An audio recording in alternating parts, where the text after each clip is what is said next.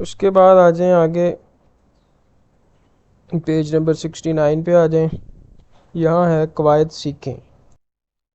اس میں ہم نے لاحق کے بنانے ہیں. پہلے دیکھیں لاحق کے ہوتا کیا ہے. لاحق کے کہتے ہیں کہ ایسے الفاظ جو کسی بامعنی لفظ کے بعد لگائے جائیں اور ان سے ایک نیا بامعنی لفظ بنے، انہیں لاحق کے کہتے ہیں. ٹھیک ہے، مثال جیسے یہ آپ دیکھ لیں، گاہ ہے نا، بندرگاہ، گاہ سے بندرگاہ بن گیا، چراگاہ، عیدگاہ. اسی طرح دان سے گلدان، نمکدان، روشن دان، یہ بنانے ہیں. ٹھیک ہے، یہ لاحق کے کہلاتے ہیں. اب نیچے انہوں نے کچھ ہمیں سوال دیا، اس میں سے ہم نے بنانے ہیں. ٹھیک ہے نا، زدہ کو بنانا ہے آپ نے، خوش، ناک، باد. تو یہ سارے الفاظ آپ دیکھ لینے آپ نے. ٹھیک ہے نا، جیسے زدہ ہے، غم زدہ ہے. خوش سے ناخوش کر لیں، ناک، غم ناک، خوف ناک.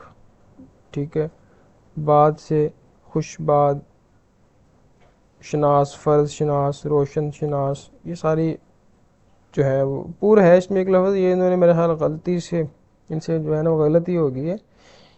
یہ جو ہے وہ لاحق میں نہیں آتا ہوتا، یہ اس میں آ جاتا ہے سابقے میں. ٹھیک ہے، جیسے پر جوش، پر نور، اور افزا سے صحت افزا، ہم سے پہ ہم، برہم کر لیں.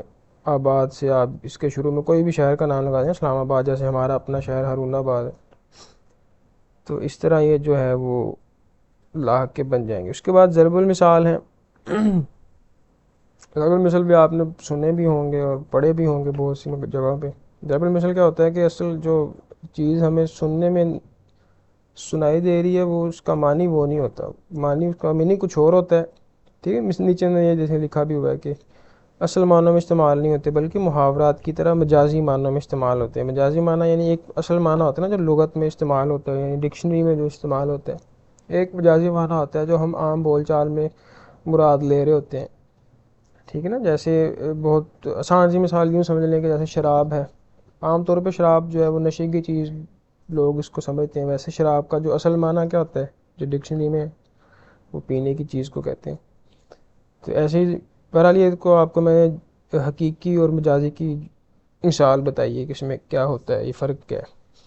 تو ضرب المثل جو ہیں وہ اس کو آپ نے دیکھ لینا ہے. انہوں نے ضرب المثل لکھے ہیں اور آگے اس کا مفہوم لکھا ہوا ہے. ٹھیک ہے، جیسے ہے کہ ہاتھی نکل گیا، دم باقی ہے، یعنی کہ سارا کام ہو گیا، تھوڑا سا رہ گیا. نیکی کر دریا میں ڈال، یعنی نیکی کر کے بھلا دینی چاہیے. اور آسمان سے گرا کھجور میں اٹکا، یعنی آدمی ایک بہت بڑی مصیبت سے نکلے اور دوسری میں پھنس جائے. یہاں انہوں نے لکھا نا ایک مصیبت سے نکل کر دوسری میں پھنس جانا.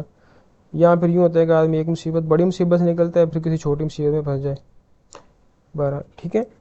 تو اصل میں جو ضرب المثل ہیں ان میں بعض ضرب المثل ایسے ہوتے ہیں جن کے پیچھے کوئی کی کہاوت یا کہانی بھی پائی جاتی ہوتی ہے. بہرحال وہ آپ ان کو دیکھیں. نیچے کوشچن نمبر 9 ہے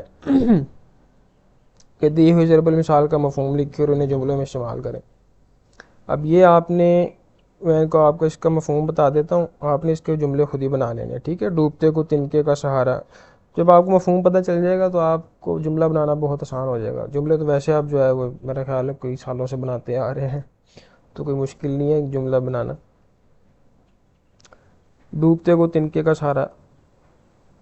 ٹھیک ہے، یعنی کہ آدمی کو مصیبت میں ہوتا ہے، اگر تھوڑی سی بھی مدد کی جائے اس کو تو وہ اس کے لیے بہت بڑی مدد بن جاتی ہے. اس کا یہ مطلب بن سکتا ہے. اسی طرح چراغ تلے اندھیرا، یعنی کہ دور کے لوگ فائدہ لیں اور قریب قریب کے لوگوں کو کوئی فائدہ ہی نہ ہو.